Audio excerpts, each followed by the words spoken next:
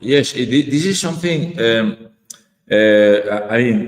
Because you have been, let's say, fighting, no, in the Russian army for 1 year now, no? More or less. No? I remember that Yeah, you, just over. yeah, But I mean, and then.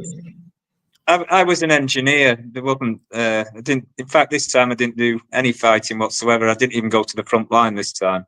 And in 2015, when I was at the front line, it was actually safer at the front line than it is at the third line in the special military operation. There was no drones back in 2015. The good thing back in 2015 was the foreign volunteers were all together. They were in either Pitnashka, Prizrak, or the international group that I don't know the name of it, that Russell Bentley was in with some of the guys there. They were in an international group in Vostok, I think. I can't remember. But in Pitnashka, we were all together, and like English was a second language, English and a bit of German. I wasn't in. I was going to go to Prizrak Brigade, but I never actually joined. They were the more communist. The more communist international unit. But I didn't go there. I want to tell you something about you. You are telling me that many foreigners have been demobilized. Do you know? Contracts have finished. The contract finished, no? And then, do you know? I mean, what is the reason? Or maybe they don't need you anymore, or what do you think? No, the contracts have finished, and with Rodolfo, as far as I know, is because of his wound. He can't go back, and they've just said, "Look, you've served." I mean, the guy served 10 years in the military. 10 years. I think they've just said. 10 years, yeah, really. I when I met him, he was already in the army, I mean, in the militias, in the Donbass militias, and he has been fighting like 10 years. 10 years, and he has been injured several times. No? Yeah. It's a long period. No, I told him, no, Rodolfo, really. I mean, you have very long period of fighting there, no? Yes, and then I don't know. How do you feel there, Ben? Because I am a bit worried about you. I mean, thinking that you are a foreigner in Russia. Well, I'm fine. Yes, I know that you are very ideological. You are very motivated. But it should be hard for you, yes or no? It is difficult, particularly. I mean, when I was in the army this time, I was lucky to be in a very prestigious regiment, University Sorokdoroy, the 242nd. But in my unit, I was the only English speaker, so I did know some very basic Russian when I came back. But I picked up more and more while I was in the army. Now I'm out of the army. I hardly use Russian. I mean, apart from in the shop. I mean, because I'm in Moscow. It's a big, major capital city. I mean, it's a beautiful and cultural. I agree. But the attitude of the people in any capital city in the world, they're all just straight doing what they're doing. So there's not much chance for Russian conversation. So my Russian is getting worse. I have to keep using friends who speak English to come and help me do things, which it's not good. I need to improve my Russian. I mean, it's enough to get me in a bar, restaurant, go shopping, ask for basic directions, buy things, and some very basic things. But it's just not. I really do. It's difficult, Russia, if you don't speak the language. I'm not going to deny that. But my Russian is getting worse. It is. This is also my experience. I have been also in Russia, not for. I mean, well, I can say, look, 2 months, 2 months, 2 months, 2 months, because I came back many times to Russia. Even in Moscow, I have been many times in Moscow. Moscow is a very big city. You will find people that maybe in some places that speak English. I mean, mostly in the around the Arbat Street. There are some cafes there and also bars that are quite good. No, I like this. The problem is that yes, I mean you are there. No, you are demobilized now, not in the army, and I understand that life it can be well. Sometimes you maybe I don't know if you feel alone or not. What do you think? How do you feel? Oh, Do you feel alone?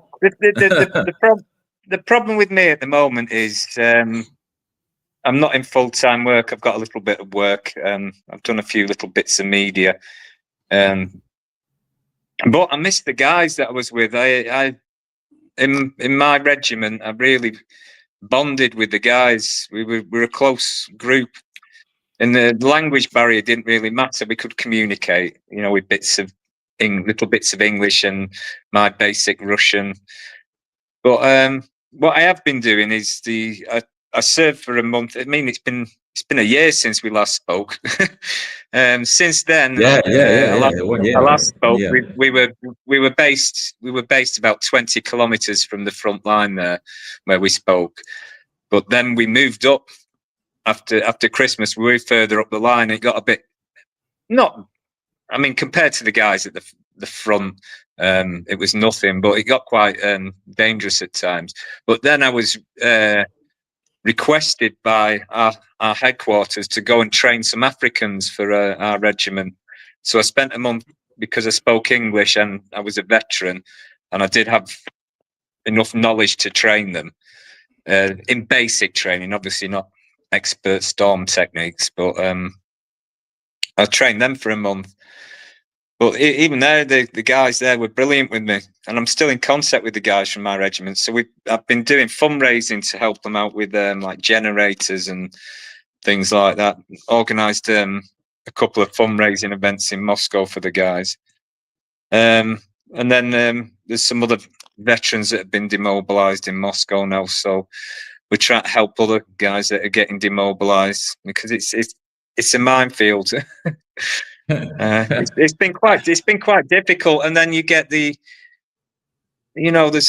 a few of us have been. I know 2 other guys guys who've just been demobilised, veterans that have struggled a little bit. You get little bits of depression, and then I understand. I'm not saying like we're all PTSD wrecks and all this sort of thing. It's just takes a lot of adjusting. You've been through something like that, and especially this American guy that's been demobilised with us. He was in the storm, and he had in an assault troop, and he had a hell of a time of it. He's a real hero, the guy. I mean, he saved his comrade's life, carried him off on his back.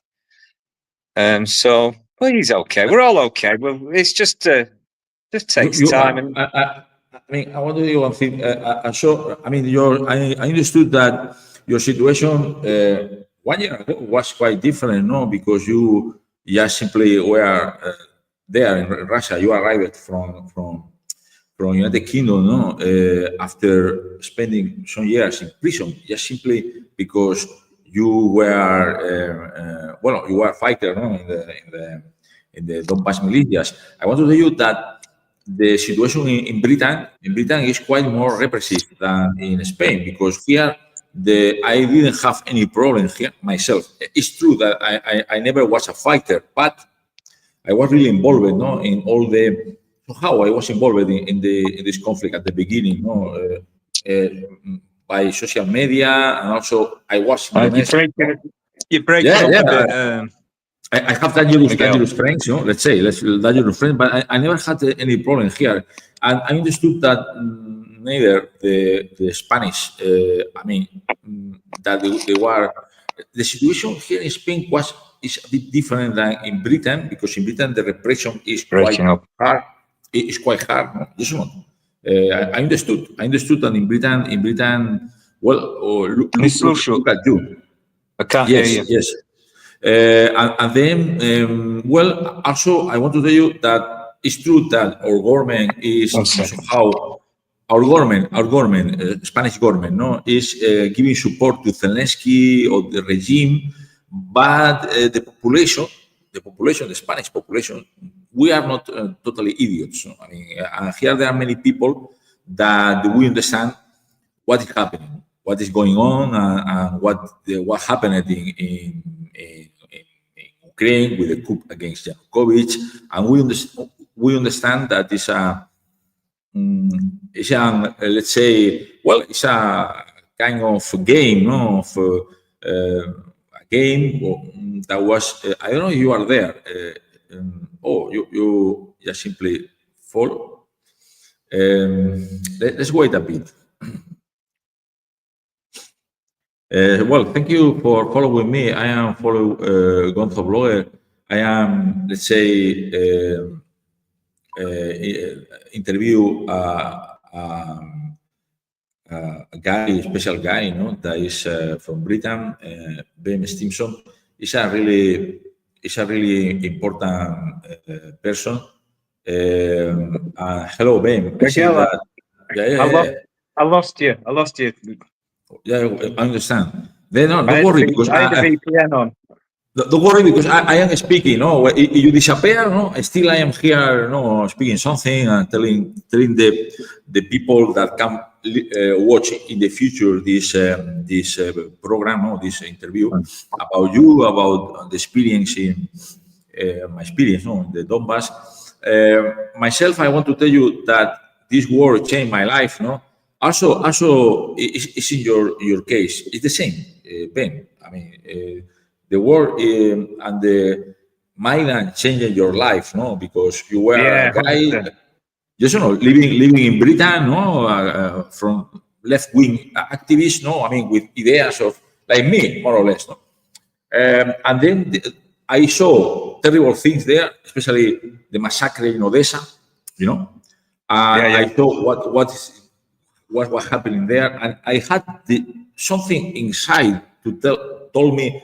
I had to do something. I don't know what. And then, well, I I was very active at the beginning of all for years actually. You know? Not a fighter, but fighting in another way. No? Fighting another way. It's still fighting, Miguel. It's still fighting. Yeah. I know. I had lost people that had good, I appreciate them, no.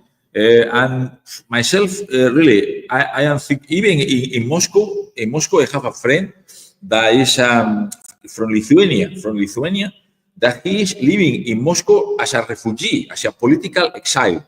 Vale? Giedrius Grabauskas, that is a very good friend of mine because I met him in Lithuania, in Kaunas, member of the Socialist People's Front. It's a left-wing organization, anti-NATO. And this guy had to flee. He fled from Lithuania because the security services wanted to put him into a hospital, into a prison, in a jail.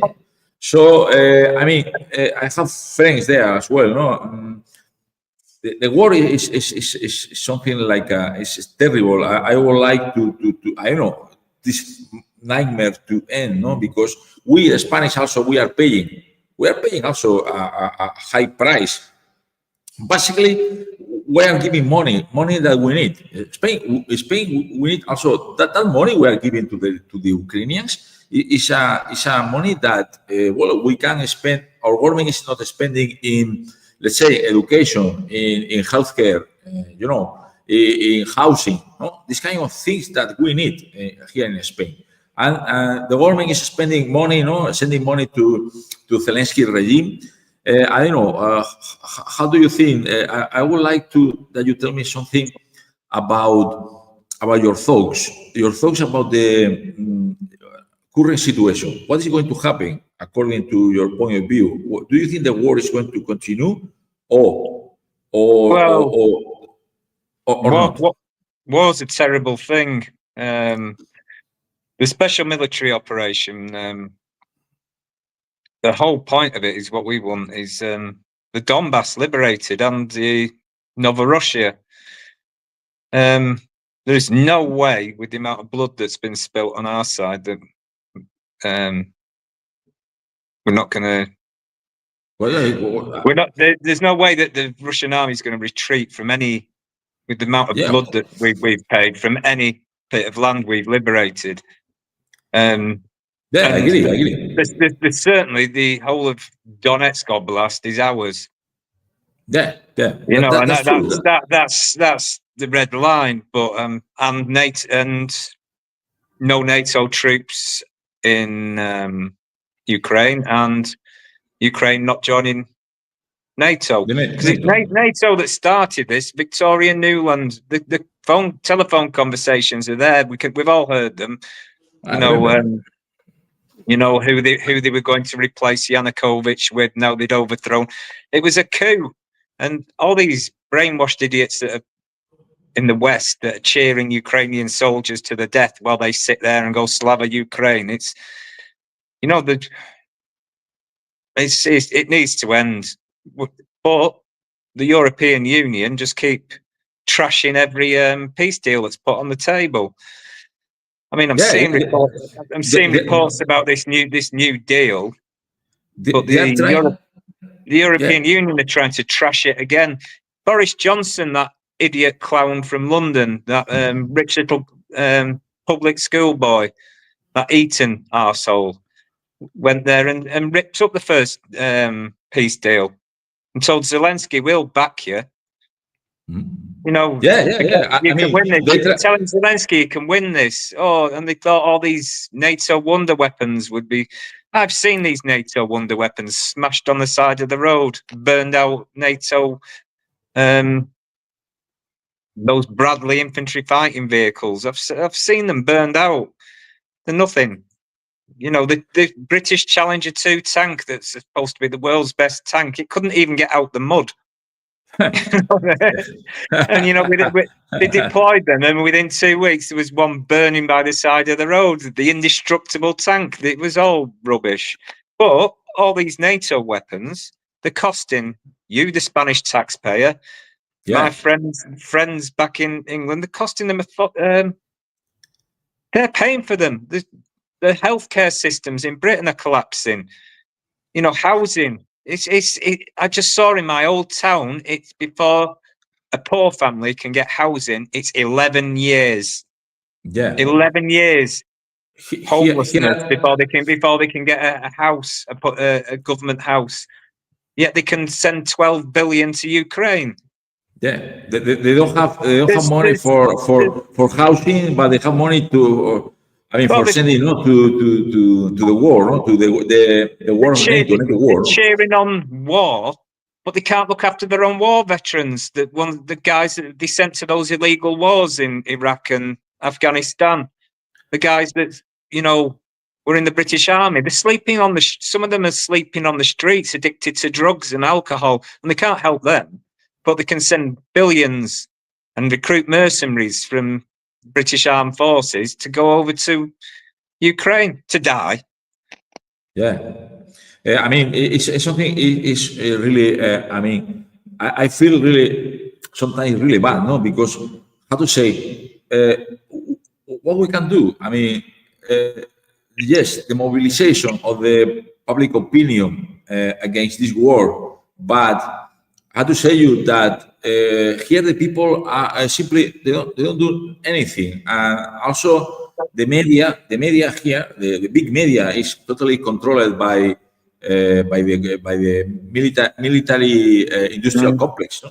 And so really this is what is happening. Very few, yes, there are of course always alternative media or maybe some political parties on the left, here in Spain, that they are telling other history. They try to look for other narrative, but the main narrative is so silly. It's silly. It's a really silly narrative. The Russia invaded Ukraine 3 years ago without any reason. That's it. This is the narrative. And the Russia bad, Zelensky is an hero. It's a good, and that's it. And the people, this is the narrative, that very simple narrative that many people both this narrative here in Spain. The narrative on the left seems to be Trotskyist, like liberal left, tend to be totally anti-Russia, and whatever Russia or back then the Soviet Union did was bad. So you can't really trust the Trotskyists. Your hard left tend to be pro-Russia, anti-imperial, Western imperialism, and anti-NATO. Your George Galways, there's a small protest group in London, RUAFS, that do some good work, but they're small.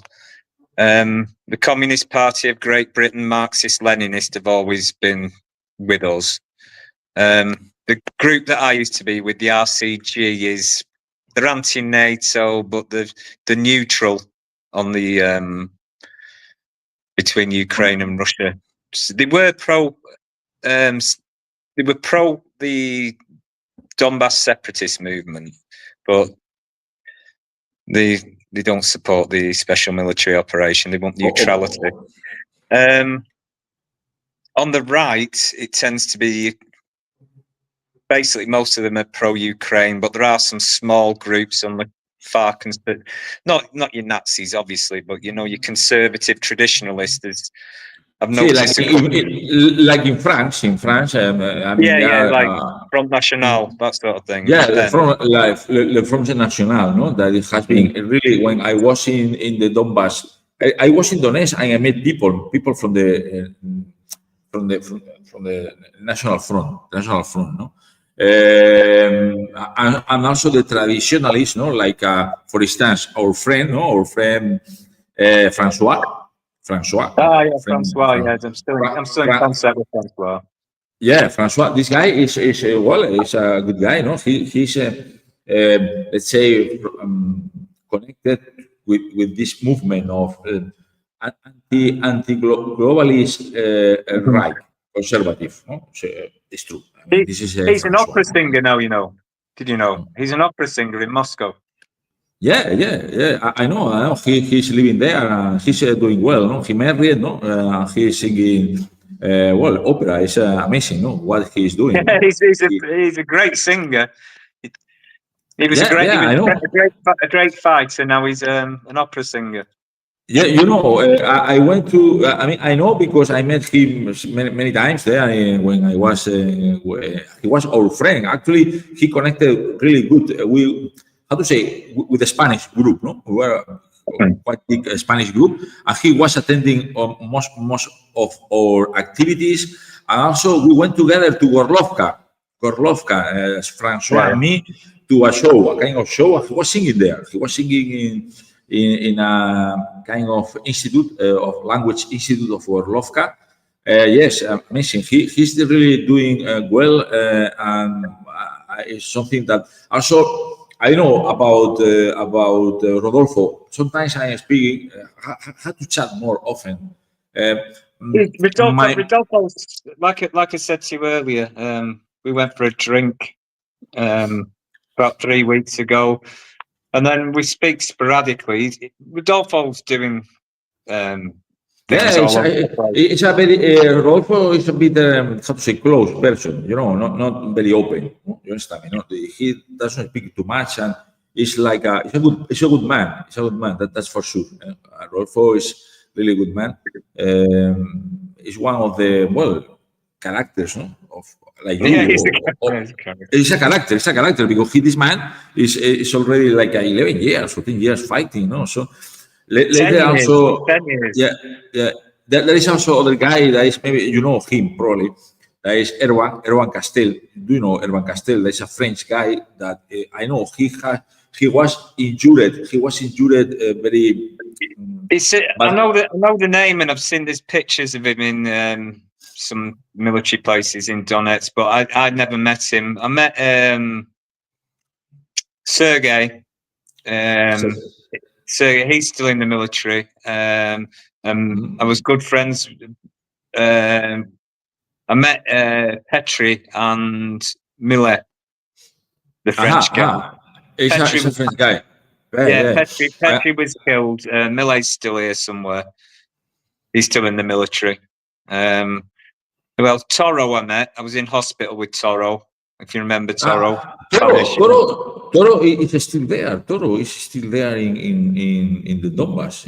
I did not know that. I haven't seen him since August 2015, or heard from him since. Okay, because Toro, I met him last time I met was in 2000, at the beginning of 2018, and this man was Spanish, but not really. He came to some activities, no? We were organizing some activities, and he came, no? But he was not really integrated into the group. He I don't know nothing about him. Probably he disappeared. Maybe he came back to Spain. I don't know. Some fighters, volunteers, Spanish volunteers came. Yeah, I know a lot of Spanish. There was a Spanish guy in the military that was a surgeon in the hospital. I didn't really speak to him. I thought Toro went home in 2015. He was a friend of Russell Bentley's. Him and Russell Bentley were quite close. Spanish, no? Yes. Maybe this is can be Opachi, or can be the Antonio, the other guy that was from Sevilla. We had there was no Spanish in Pitnashka apart from a Colombian. There was a Colombian with us, but he was in a different rotter to me. Well, there was me, Alanditz, a Scottish guy in my rotter, 2 Germans, but we were 4th rotter, 2 rotter. There was the French guys, the guys from Finland. There was 3 guys from Finland. I knew one of them. Yes. You're right. Petri got killed. Petri was killed in 22, along with Mark McKean and Landers. They were killed at the beginning of the SVO. And also it was an Italian, Eddie. I don't know if you knew him. Eddie Longaro. A Serbian guy, Uber. I still speak to him. He went home. Yes, I know. He's a Serbian guy. People from everywhere back then, but I forget. There's people from everywhere now, but it's mostly at the moment Africans. There's a lot of Africans. There are a lot of Africans there. No? There's a good few British here as well now, but I think there's 4 or 5 of us known in the media, but there's a few more. Well, actually, a lot of Americans as well. I mean, we had one American in Pitnashka. There was obviously Russell Bentley's the most well known, but there was another American with us in Pitnashka. He went home. He had, well, you know, we were. I don't want to speak about him, no, about Texas. Just simply, you know, what happened to him. It's quite sad. Yeah, I don't know what really happened to him. It's something like because he was quite charismatic, and it's quite sad. I want to do something more. Yes.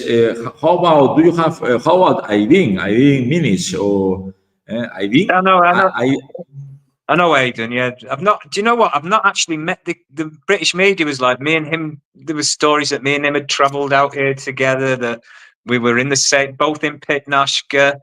In fact, neither of us. I stayed very briefly at Pitnashka in early 24, but I never joined Pitnashka this time. I was in Pitnashka 10 years ago.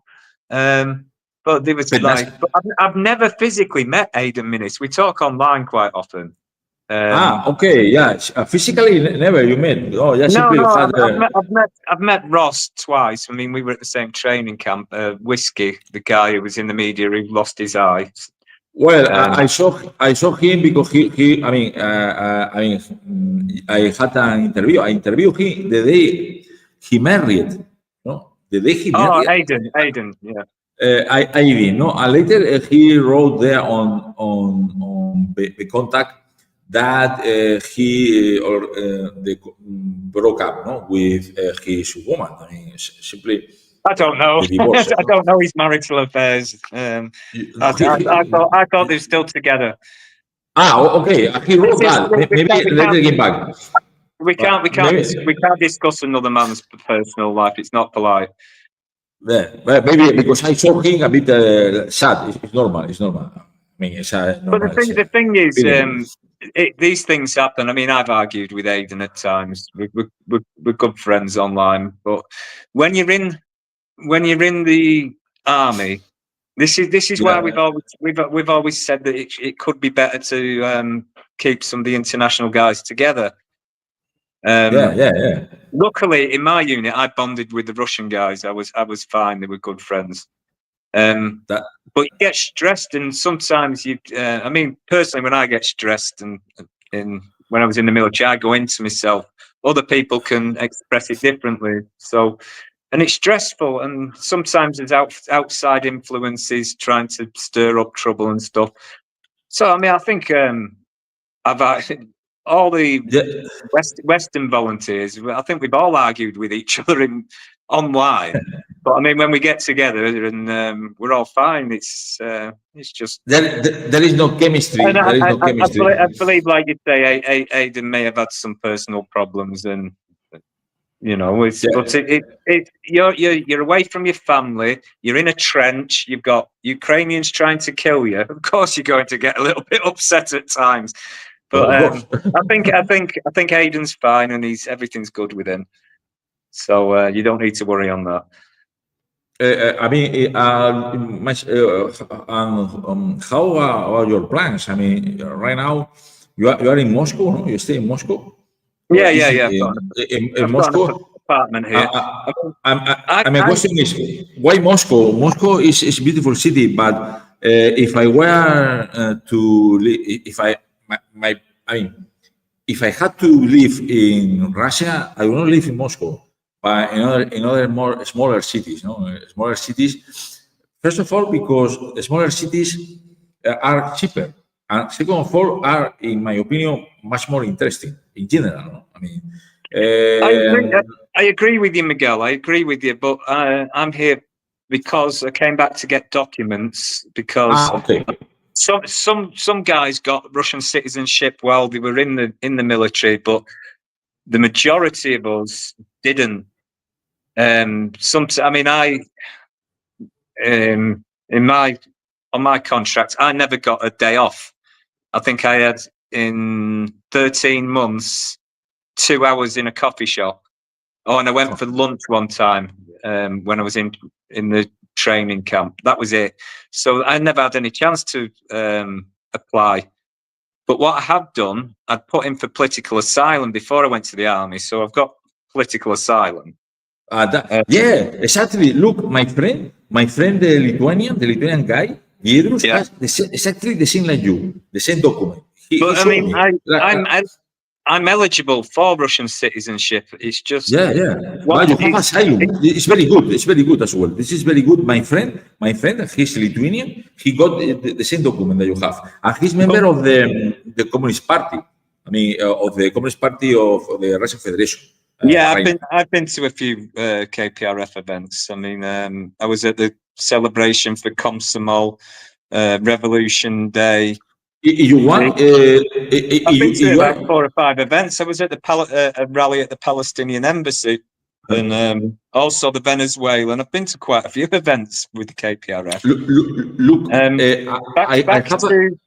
Back to the passport situation. I mean, I am eligible because I served in the special military operation. But once you leave the army, it takes a longer time to get it. So a friend of mine who served in the army just today got his Russian passport. And me and an Arab and an American guy are still waiting. I'm happy with this at the moment. I mean, of course. But I am eligible for the Russian passport. I just haven't had a chance to do it yet, and not speaking enough Russian is also difficult for me. So I need a translator. I mean, I've filled out the documents to do it. I just haven't got round to it. But I'm in Moscow for work. I've done a couple of little freelance media jobs. It's not much money, but I've still got a lot of money left from from the army. It was a good wage, very good wage, and there was nothing to spend it on in the special military operations. So I rented a nice apartment. And look, you need people. I mean, I know in Moscow people that speak quite good English. There is a girl. There is a girl, no, that she was friend of Margarita. She's not anymore friend, but I know her, and then we had a good relationship. The problem of this girl is that she has kind of a strange disease, a very strange disease, but she's living there in Moscow because she's getting treatment, and she speaks quite fluent English. I mean, a good person. She is from. I mean, she knows Donetsk perfectly because she was studying there. I thought she was from Crimea. Okay, and the thing is that she speaks English. If you want, I can give you the contact. I've got a lot of friends here who speak English. It's but at the moment, most of them work or at university, or so in the daytime I haven't got very much to do. I've just, like I say, I've got this little media thing doing. We're working on a documentary about foreign volunteers at the moment. I had another job about training foreigners. That was another little media thing I did, but I didn't get much money for that. But I'm training as an English teacher. I've managed to I've paid for a correspondence course training. It's like a backup plan. But I've got another few months before I have to start panicking about money. Yeah, because I know I understood that. Of course, you were working, in the army, and then you were getting your salary. Yes or not? Yeah. But, good salary.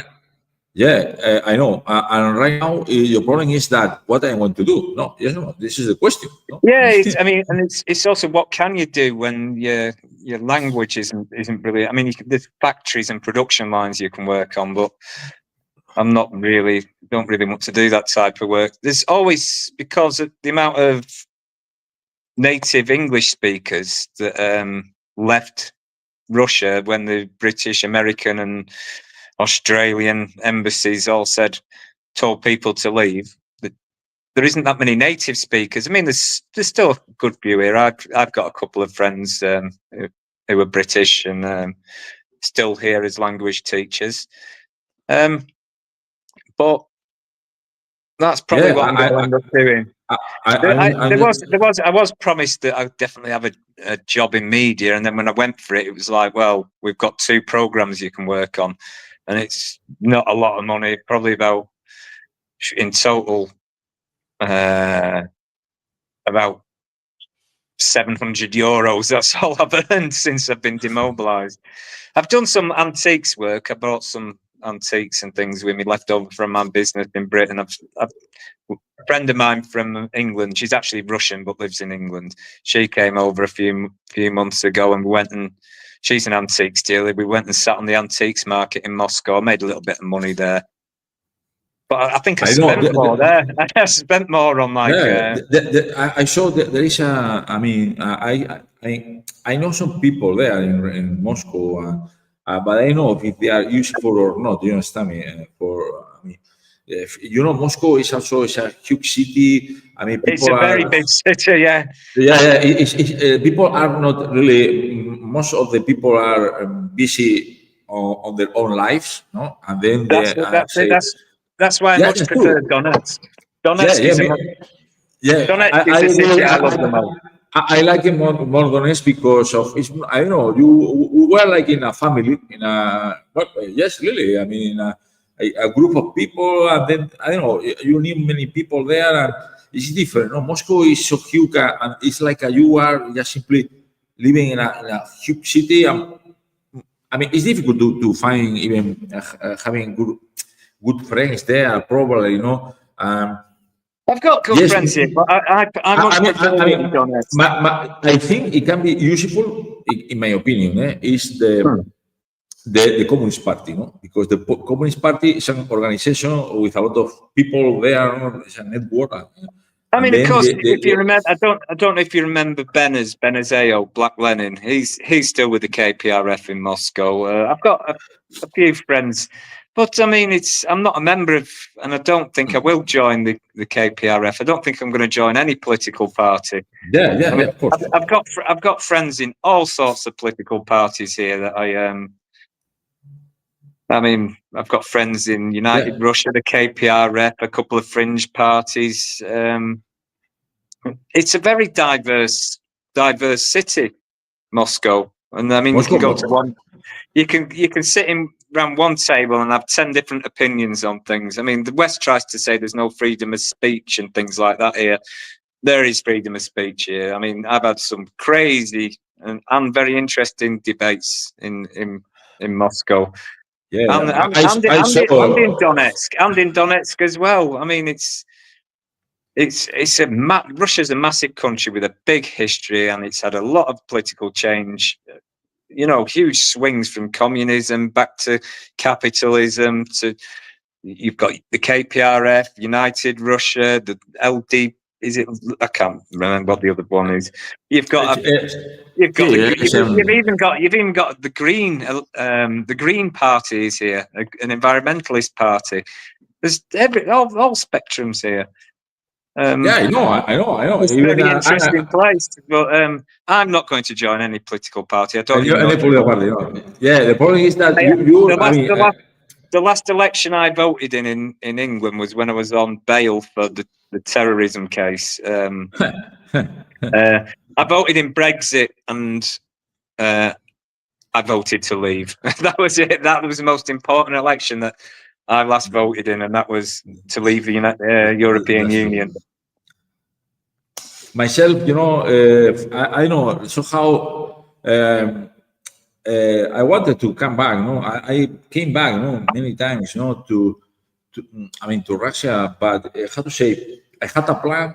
My plan collapsed, no, because simply it was based on, let's say, partnership, no, with Margarita. No? Yeah, I expected to see you at that anti-fascist conference a few months ago. You did say you were going to attend that, and I the problem is that what happened that all my I went there with my American friend to do an interview with Press TV to the conference, and neither of us were allowed in because we didn't pre-book. We didn't realize you had to pre-book to get in there. I will, but maybe I don't know. I'm thinking that maybe this summer, maybe I will take a flight, to Moscow, and just simply to spend, because I can spend, let's say, maybe 1 or 2 months even, in Russia, like a holiday, a mix of holidays.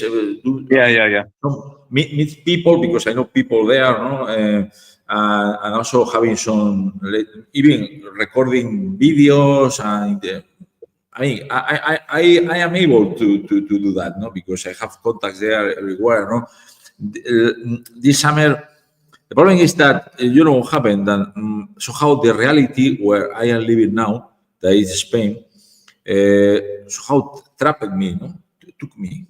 Spain took me again. It's like I was an outsider out of Spain, but they came back, and I started war, and this is the thing that I am doing. I mean, well, it's good because I'm making money. That's true. It sounds strange, but I'm working a lot. And then, how to say, what I have to do now? I mean, going to Russia. The problem of Russia is, first of all, I don't speak Russian. Second of all, a lot of bureaucratic issues. Bureaucratic issues. I don't have political problems. Yes, in Russia, no, because I mean, the FSB knows me. I mean, I'm not an enemy of Russia at all. But thinking about myself, I am thinking about myself and say, look, Miguel, yes, if I go to Russia, I can go to Russia, yes, for not strictly tourism, but for a visit, because I know some people, I meet some people as well, and also meet people. I would like to meet, Rodolfo, really much, speaking with him, because we were friends, and Even going to Donetsk, no, I would like to go to Donetsk, but I don't know if it's good or not going now to Donetsk. I mean, in summer, maybe it's. I've not been into the city for a while. I think when was last in the city? About 8 months ago, and that was only briefly. I've heard there's a bad water problem there. I mean, I saw.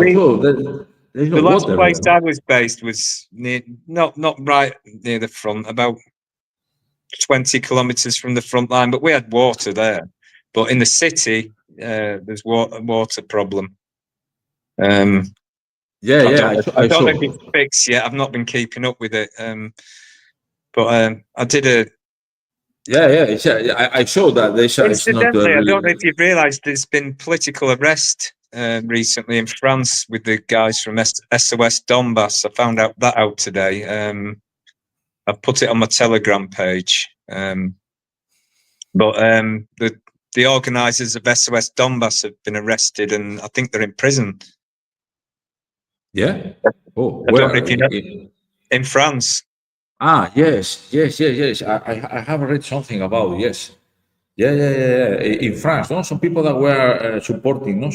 I mean, the Donbass. NGO. They do humanitarian aid for Donetsk. It's called SOS Donbass. SOS Donbass. Yeah.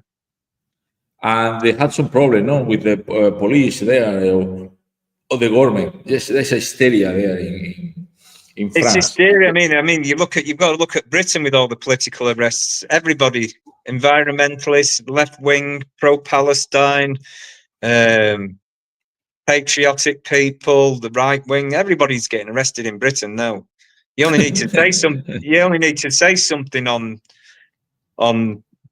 social media, Facebook or WhatsApp, and the next minute, police are coming to arrest you.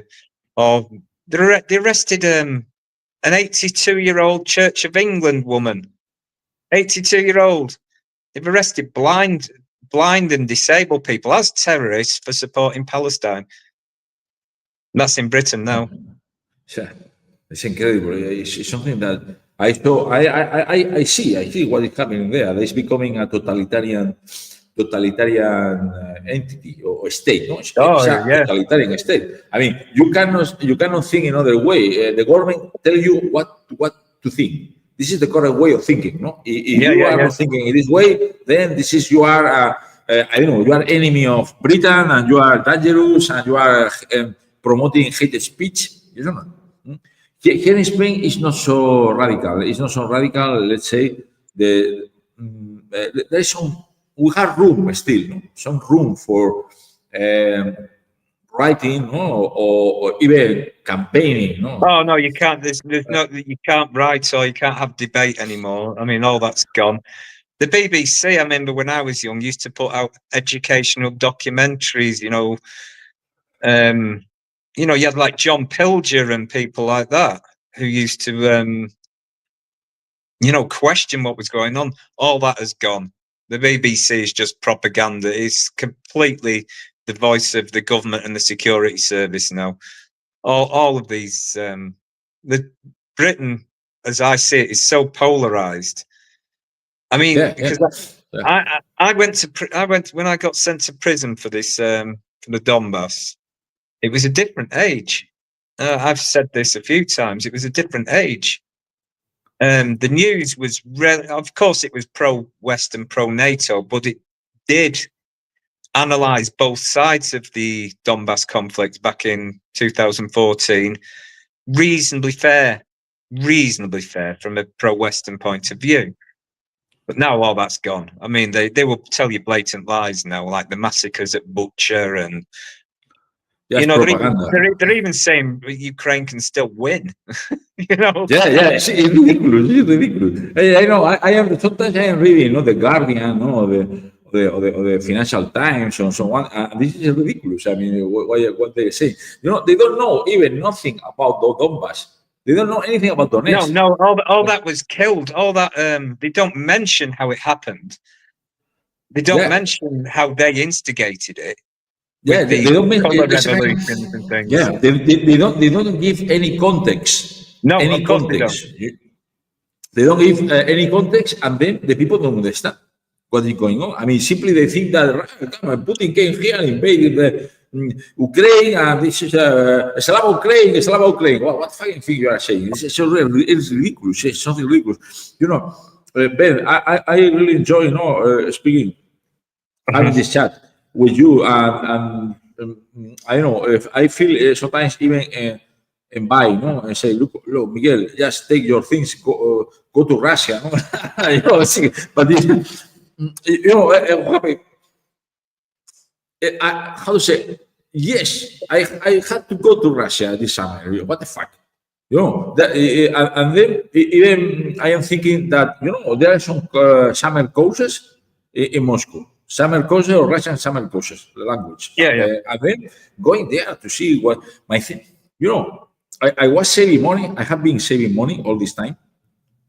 My idea was buying a house, a dacha, directly buying a house, not in Moscow, but there in this area of Ryazan. That's beautiful. It's a fucking beautiful, this area. Beautiful. Ryazan is a beautiful city. I love this city. And not only the city, but only the countryside around. The problem is that the plan was really good, and I was working hard on that. But well, the plan collapsed anyway. Not collapsed at all, because actually I can go to Russia and say, okay, I want to buy this dacha.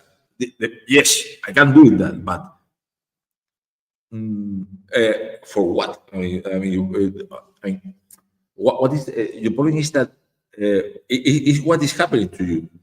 You don't have. You need a link, a strong link. And I think that what do you need there in Russia?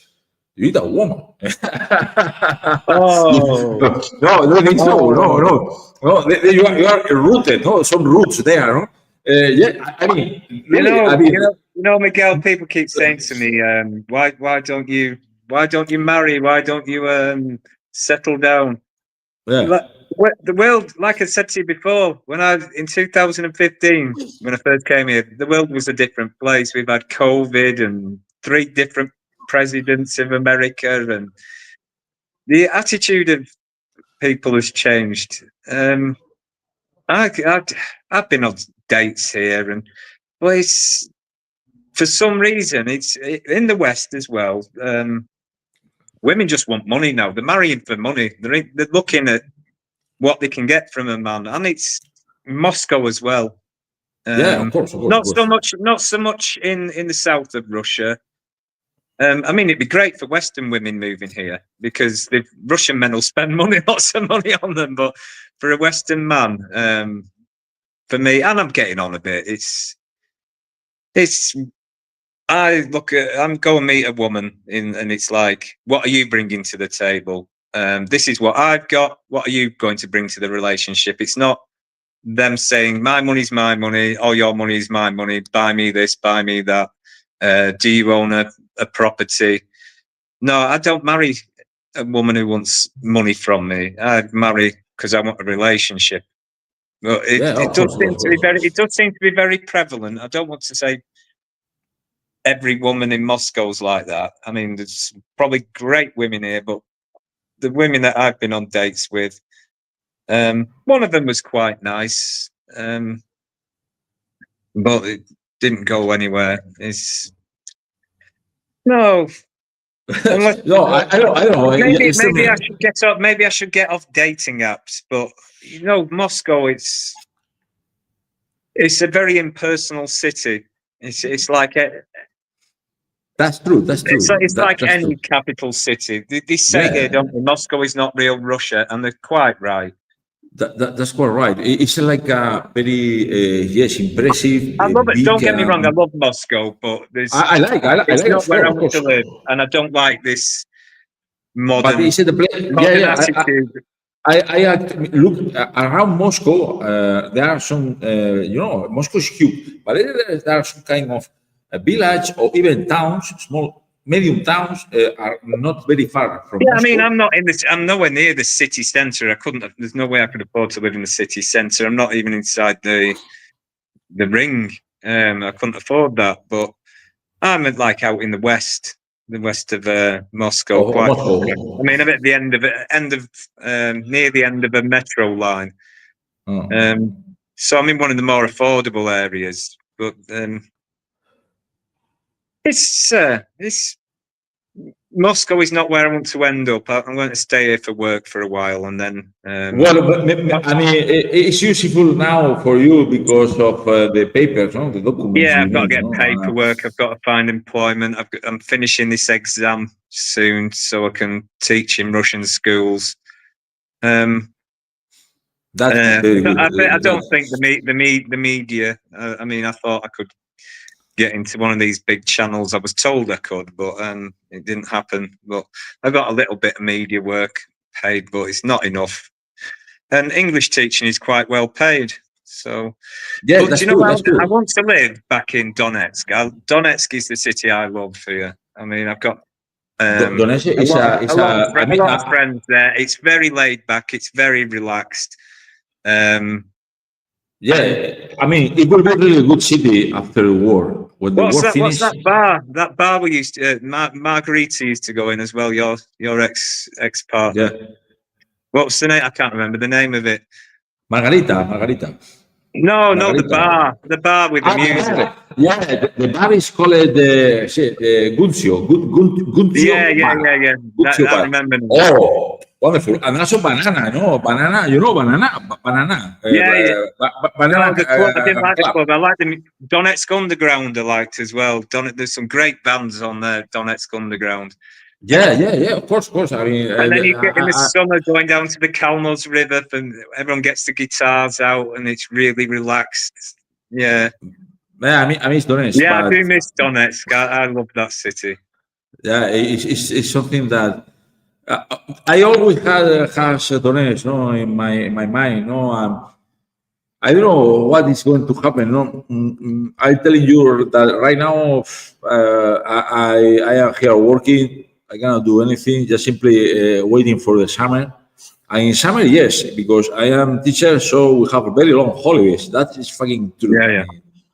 So I mean, if I want, let's say at the end of June, I take the flight, to Moscow until the beginning of September. Hey, it's quite 2 months, long months, no, there in Russia. No, that is maybe something that maybe I should do, no, this summer, no? To try to do something. For me, it's always interesting having a chat with you, especially because I understand what are you doing and also your situation. That is probably you feel sometimes like alone, or yes or not. Or no, I've got plenty of friends in Moscow. It's just everyone's busy. I'm not so busy. I mean, I've got things. One thing we're doing is we get together every so often, and we do a voluntary helping the Foreign Veterans Association, we call it, where we try and help each other with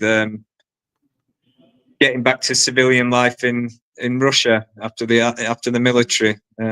Like I say, one of our guys from Bangladesh got his citizenship today. And hopefully we're going to get a memorial for the foreign volunteers in Donetsk at some point. That's something we wouldn't mind working on. I've got to go back to Donetsk soon. I've got people to see, and I'm still got this media job that I need to finish down there. So, in fact, two jobs. This is something that, well, I mean, guy, your life, your life has changed a lot. I mean, you have to think about. I'll tell you what, a lot of people say that I have had an interesting life. Yes, that's true. Everyone keeps telling me you should write a book. It's fucking interesting. I mean, really. I mean, what you are doing is fucking interesting. Or is it living?